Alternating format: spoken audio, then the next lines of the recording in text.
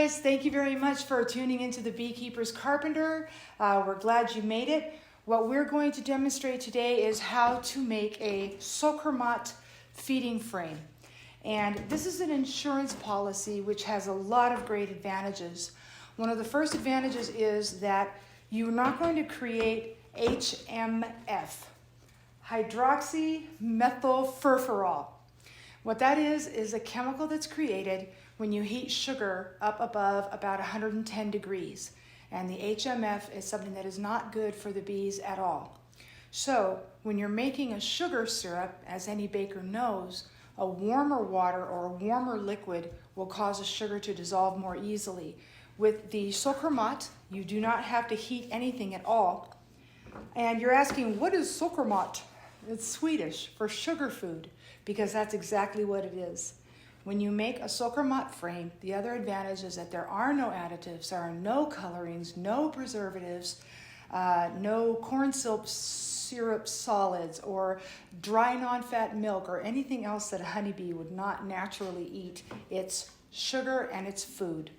Another advantage is that you can store a SockerMat almost indefinitely. You can make 5 or 6 SockerMats and keep them wrapped in saran wrap in your basement, in your garage. The white sugar never dies. So you can use it at any time in the year for an insurance policy when you think that maybe your honeybees might need a little helping hand as far as a lack of forage or during a dearth, whichever you think is best. Also, another really wonderful advantage on a SockerMat frame is when we developed this, we wanted it to be able to go into your colony. It doesn't sit, the sugar does not sit on top of the top bars or underneath the bottom bars on the slats. It actually hangs inside. And where that's an advantage is because it's hard for honeybees to access a rock hard, dry chunk of sugar. But inside, when it's hanging in the hive body, the natural humidity makes it easier for the ladies to access and use the sugar that will be in your frame. So this is our SockerMat frame, and you can order this online on our website, and it will already come with the hiking trails along the top bars, and you can see these two here on the side bars. And that's important to allow the ladies to travel more easily back and forth across the frame, up here where the warm air is, because the colder air, of course, is going to be down below, and we want to do what we can to keep them out of the cold during the winter. If you go to our website as well, you can download the SockerMat recipe, which also has the instructions for making your own SockerMat frame if you choose to do so. If not, drop us an email. We'll be glad to sell you a couple of those and get them out too. All right. So what we're going to make here is just a 4-pound recipe. On the website, when you download the recipe, each recipe makes 3 pounds. I put in my Valkyrie colony 2 days ago an 8.5-pound SockerMat. I've heard of a woman named Sarah, a beekeeper here in Central Oregon. She did, I think, 11 pounds. Amazing. But we're just going to do 4 pounds this time. Always start with clean utensils. After all, you're making someone's food, so please have your bowl clean, all of your mixing things clean. I was a germaphobe long before COVID, so I even wiped clean my hardware cloth simply because it has a powder that I really don't want to have in my sugar. I have an inverted cookie sheet, and that's just to keep things nice and flat as I'm rolling them out. I have a really nice rolling pin that fits perfectly. You can use a pastry roller if you like. Those are small. You can also just use your hands as well. Now, I'm going to start with only 11 tablespoons of water to 9 cups of sugar, and 11 tablespoons is just shy of a 3/4 cup. But I want the consistency to be like sand, wet sand when you're going to make a sandcastle. And so I keep a little extra water close by just in case I need it. Now, again, another caution is this is baker's sugar, also known as superfine. When we developed the SockerMat recipe, we tried CNH granulated sugar, CNH baker's superfine. We tried different ratios, 1 of granulated to 2 superfine. And no matter how we configured it, we found that the honeybees seemed to prefer this nice, really fine, powdery sugar, and so we're going with it. 2 cautions. As much as I wanted to go completely organic, do not use organic sugar because it's higher in ash, and that's not good for your honeybees. And also, you cannot use powdered sugar. No powdered sugar. It just simply will not work. So, I want to put in a little bit less than 3/4 cup. And I'll start with a spoon, but not too long from now, I'm going to get in here with my hands. So now I'm going to start adding a little bit of water, just a little at a time. And I'm going to go to hand mixing because I really want to be able to feel the texture of this sugar. And you'll see how quickly this works. I mean, the sugar just soaks up the water super fast. You are not going to be in your kitchen for 45 minutes trying to make a syrup. This goes really quickly.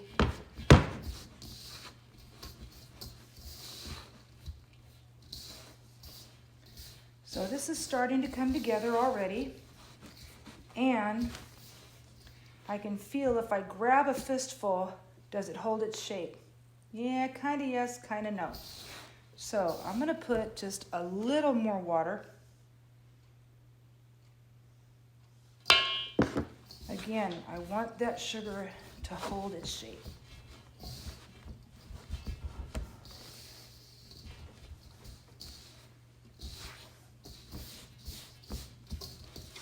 It's a little bit of a fine balance, only because if it gets too wet, you'll end up with gloop. But if it's too dry, as we said before, it's going to be hard for the bees to access. And it will not sit in your frame correctly.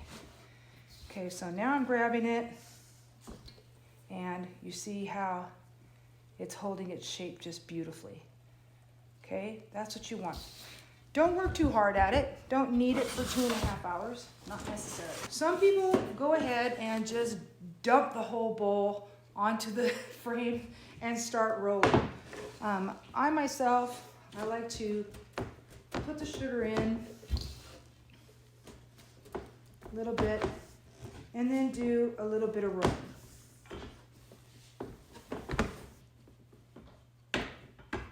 And I'm going to add some more. This is the easiest, purest food that your honeybees are going to have because, again, it's nothing but sugar.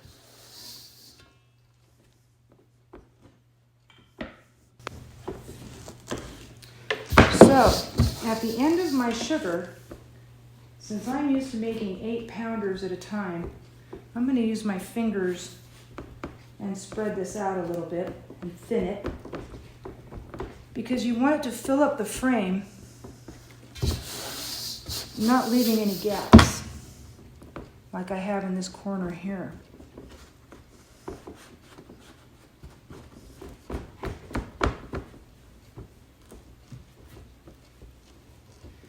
You want to be as even as you can. I'm not saying you have to get a ruler, but just make it as flat and even as you can.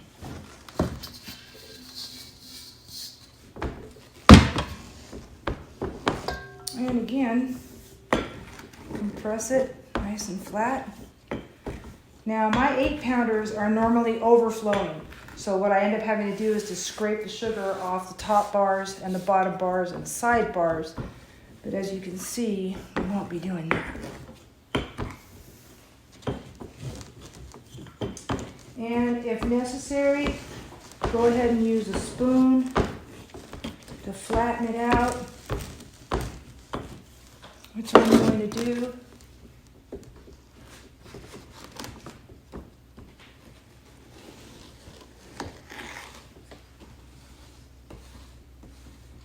So that it's just this pristine, white, tightly compacted.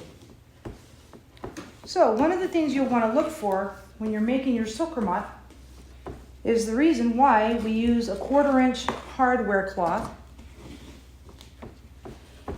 I'm going to lift this up for you and show. This is what you want. You want the sugar to be pooching through, coming through, because as it's coming through the 1/4-inch openings, that's what helps to hold it together, kind of like the gauze that they use on a cast when you're getting your arm casted. So that just helps it to stay nice and solid, okay? This is what you want. You want a little bit to be poking through, and that's a nice solid base right there. So just to be sure, come around here. Edge to edge, corner to corner. That's the song of the Valkyrie. Your inner canvas needs to be edge to edge, corner to corner. Triple layer blanket, edge to edge, corner to corner. And now, I'm going to do the hiking trails. So I come to the other side. I locate where my hiking trail is. I'll show it this way on this side. Here's my hiking trail. I'm just poking right through. All right, and then let me show you on this side. I'm just going to find it and carefully poke it through. I'm going to smooth it a little bit.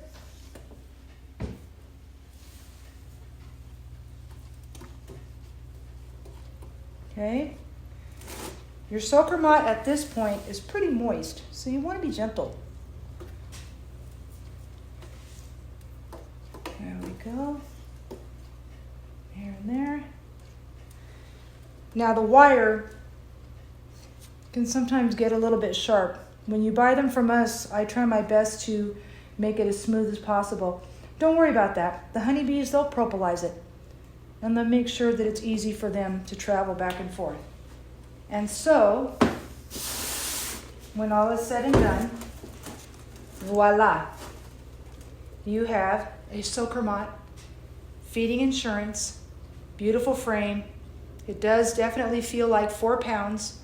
And you're just going to take this, let it sit for about, 15 minutes or so. And that is the final and really great advantage of your SockerMat. It's ready to use immediately. Now that you've made your SockerMat frame, and you're going to go ahead and put it inside your Hive body, and say 2 weeks from now you come in and you see that they haven't touched it, and you think, oh no, did I do something wrong? Well, honeybees are not like humans. They won't eat something just because it tastes good. So what they're telling you is, thanks, but no thanks. We have more than enough forage. Also, if you find when you pull out your Varroa drawer, that you find lines of sugar on the Varroa drawer, what they're doing is they're taking it and throwing it away as trash. And that means, again, thanks, but no thanks. We have plenty of forage. All right? So then what you'll do is you'll simply lift out your SockerMat, you'll wrap it in saran wrap, and just go stash it in your garage or in your blanket, and or your basement, and it will be ready for you at another time of year. Also, if you see that the girls start drawing comb along the hardware cloth, then that's just another way of saying, hey, we're going to do this because we don't need the sugar, so we're just going to use it. We're efficient. We're going to use all available space to continue to do our job. If they start building comb, drawing comb on your hardware cloth, again, just take it out of your colony, wrap it in saran wrap, store it somewhere, and it'll be ready to help later on. I recommend using them as insurance for winter, overwintering. Also, when there's a dearth, great thing to use it for. But in all around, let your colony tell you whether or not they need the help. And if they do, they'll thank you for it. All right. This is the Beekeeper's Carpenter. Thank you for tuning in. Have a great day.